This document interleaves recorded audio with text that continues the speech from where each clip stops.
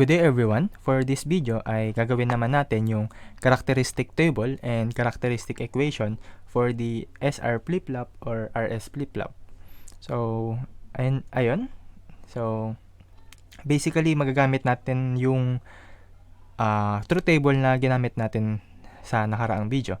And without further ado, let's start. So, try muna natin tong lipat. Then, yung name.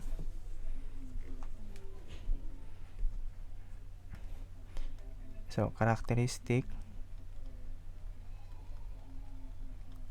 table.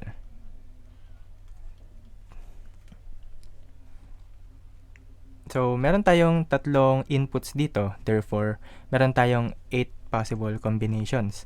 So, take note na yung Qn plus 1 is highly dependent sa Qn natin dun sa previous state and then sa SNR outputs natin.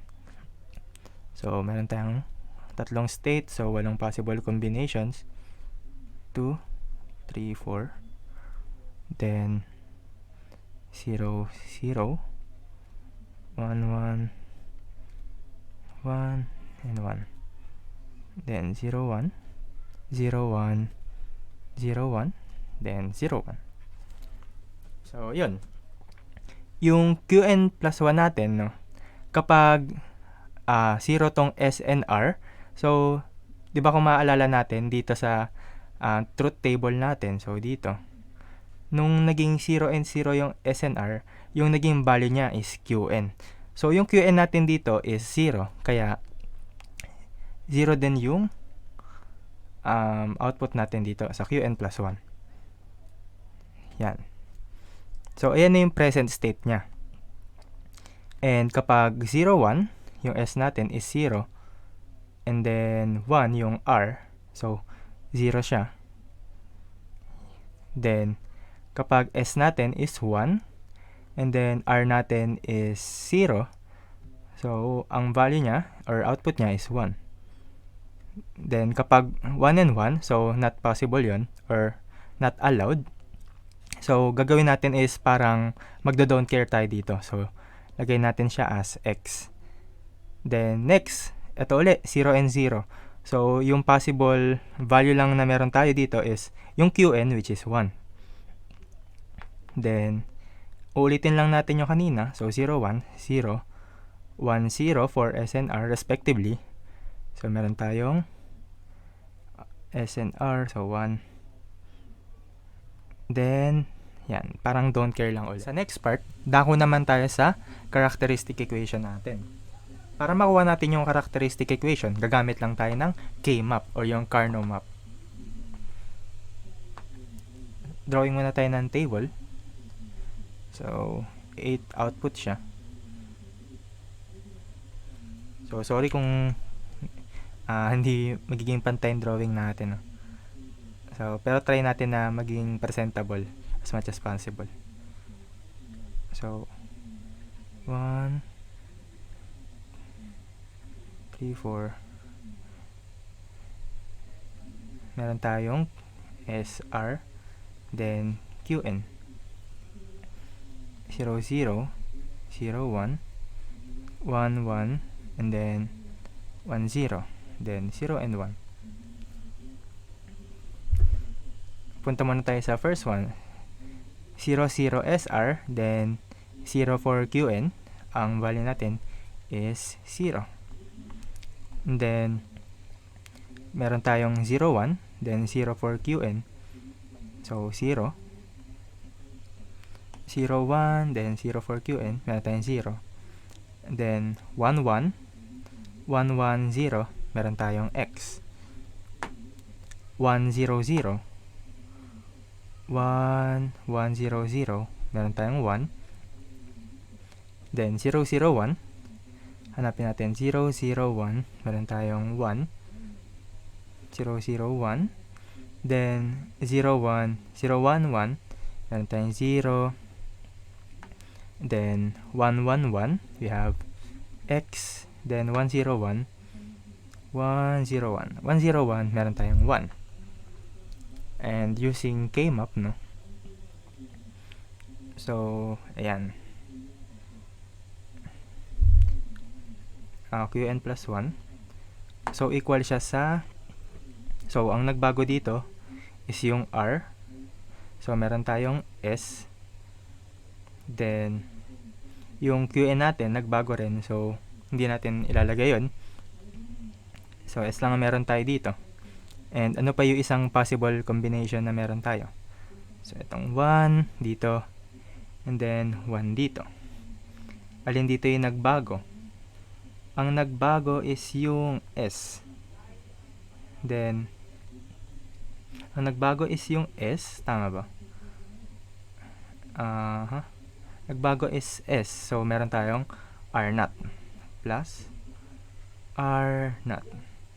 R0 lang. Meron tayo dito. R0, then, times natin sa Qn. So, di naman kasi siya nagbago. Then, Qn plus 1 is equal sa S plus Q and then R0. So, ito yung characteristic equation natin for SR flip-flop. For the next part ng video natin is yung excitation table naman. So, ito yung last part dito sa may part 2 ng series natin for SR flip-flops. Sa excitation table naman, bale, sulat muna natin siya. Excitation table. Yan, excitation table.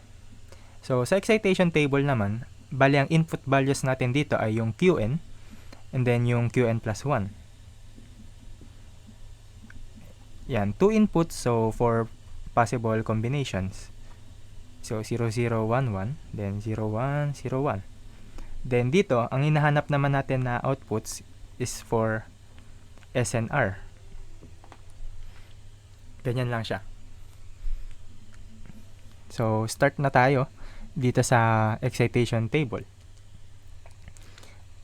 Hanapin natin dito sa characteristic table natin yung pairings na may 0, 0 for Qn and then Qn plus 1. So, yun yung step na gagawin natin. So, 0, 0 dito for Qn and Qn plus 1. 0. Ito, tapos ito. And ito pang isa. Kapag ganito yung case, para tayong magki-K-map. So, try muna natin silang i-divide from the rest of values. Yan.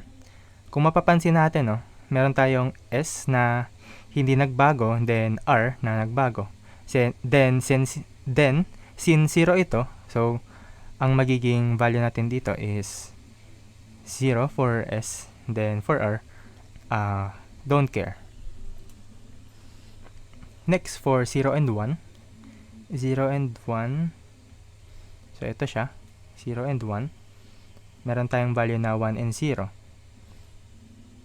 1 and 0. For 0 and 1. For 1 and 0, hanapin natin dito yun. For 1 and 0. 1, 1. Ito, 1 and 0. Meron pa ba? So, wala na. So, 1 and 0. Ang value niya ay 0 and 1. Then, sa last part natin, meron tayong 1 and 1. So, saan natin siya makita? 1 and 1. Ito. Meron tayo here. Meron tayo here. 1 and 1. And meron din tayo here. 1 and 1. Ang nagbago naman dito is yung S. Then, yung R is nag-remain lang. So, lagay natin siya as 0. Then, dito is don't care pa rin. And that's it for the excitation table. And I hope marami kayong natutunan dito sa video na ginawa natin for SR flip-flop. See you again for the next video and thank you guys.